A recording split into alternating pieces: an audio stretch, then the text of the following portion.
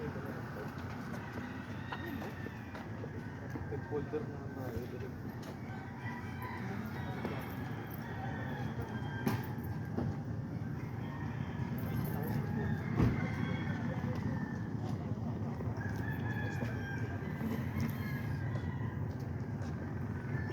morning mga kalayas. Ayan, finally nakarating na kami dito sa Zambales sa PMMA. Ayan na po, pila na ang mga mag-e-exam. Kita nyo na sa likod ko, ang haba niyan.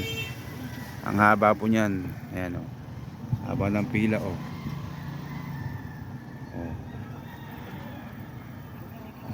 So yan, kararating-rating lang din po namin. At yung aking anak ay nakapila na doon. Ayan, ang dalawa kong baby, gising na.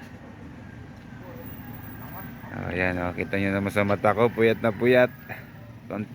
Isang oras lang yung tulog natin. Haba ng biyahe namin from Lucban, Quezon to Zambales. So mamaya pa daw po yung exam nila, mga 9 pa. So kailangan makapasok na sila sa loob ng gantong oras, 6. Ayan si Madam. Daya ni Madam walang dalang jacket ko ang suot. Good morning. Say good morning muna dali.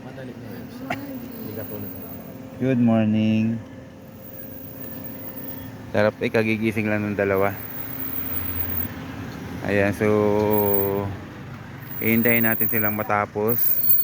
So may pupuntahan muna kami kasi may matutuloyan naman kami dito mga kalayas. Kaibigan ni ate dati sa abroad. So yun, matutuloyan namin dito sa Zambales.